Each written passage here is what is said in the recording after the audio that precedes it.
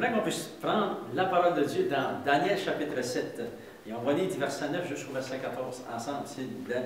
Gloire au Seigneur, et on va découvrir des paroles glorieuses qui vont décrire l'éternité de notre Dieu.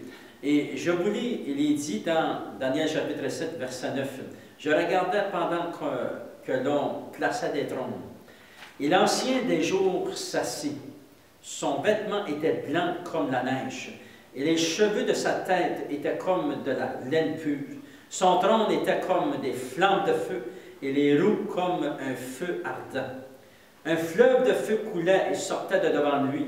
1000 milliers de servants et 10 000 millions se tenaient en sa présence. Et les juges s'assirent, et les livres furent ouverts. » Et on va lire verset 13, il est dit, « Je regardais pendant mes visions nocturnes, et voici, sur le nuée des cieux arriva quelqu'un de semblable à un fils de l'homme.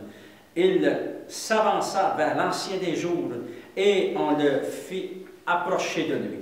On lui donna la domination, la gloire et le règne, et tous les peuples, les nations et les hommes de toute langue le servaient. Sa domination est une domination éternelle qui ne passera point, et son règne ne sera jamais détruit.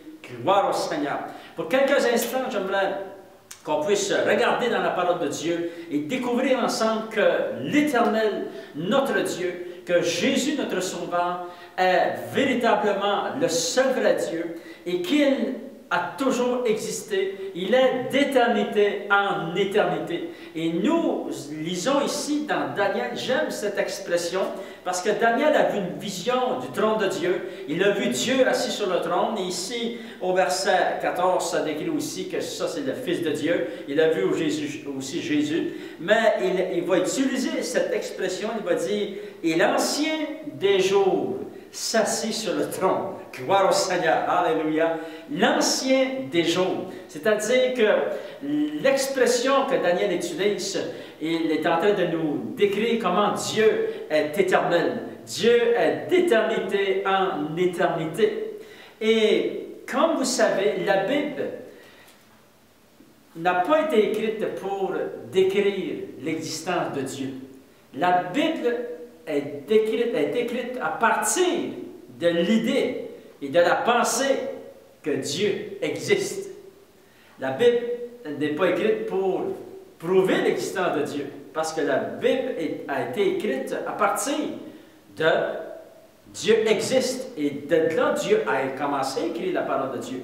Le but premier, pourquoi que la parole de Dieu est écrite, c'est afin qu'on puisse, Dieu explique son royaume, sa grandeur, sa puissance, et aussi que l'homme vienne au salut. Ça, c'est le but premier, afin que nous puissions apprendre à connaître Dieu, s'attacher à Dieu, être sauvés, et s'attacher à Dieu, et marcher dans la puissance du royaume de Dieu. Alléluia!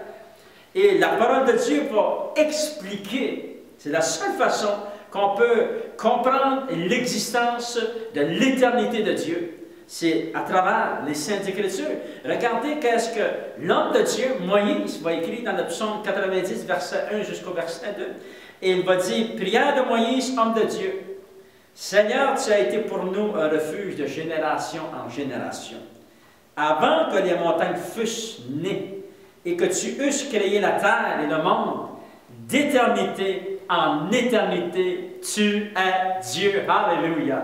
D'éternité, Moïse va dire, d'éternité en éternité, tu es Dieu. Alléluia. J'aimerais vous encourager qu'on puisse vraiment se dire cette grande vérité, que le Dieu que nous servons n'est pas un petit Dieu. Vous savez, le petit Jésus dans la crèche, ça n'a jamais existé. Non, Jésus a toujours été grand. Même la journée où il était dans la crèche, la journée de sa naissance, parce que Jésus est aussi Dieu. Il est Dieu le Fils, il y a Dieu le Père, d'éternité en éternité. Dieu a toujours existé, alléluia. Et les hommes de Dieu vont exprimer et décrire à travers les Saintes Écritures comment la grandeur de notre Dieu.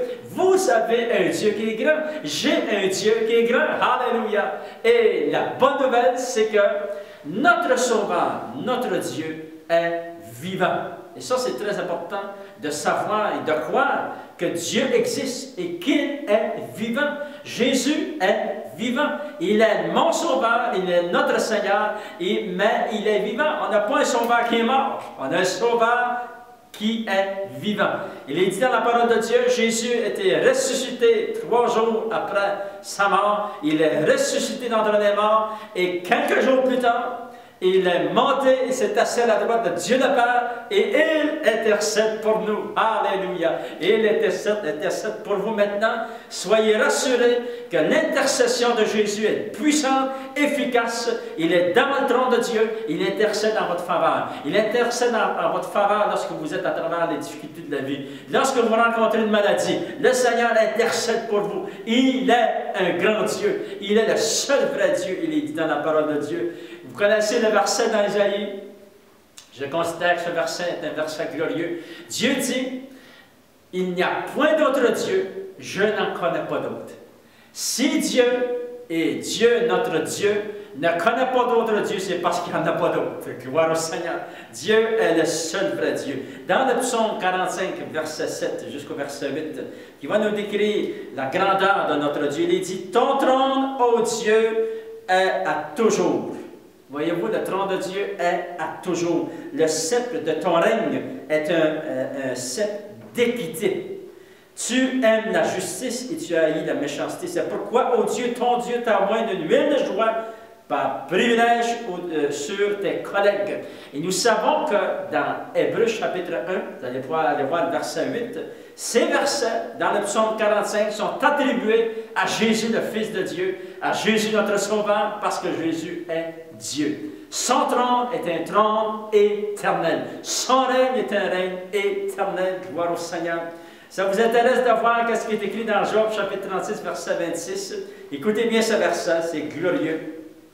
Ça va nous expliquer la grandeur de notre Dieu. Ça dit, Dieu est grand, mais sa grandeur nous échappe. Le nombre de ses années est impénétrable. J'aimerais vous le relire. Job chapitre 36, verset 26. Regardez la grande révélation.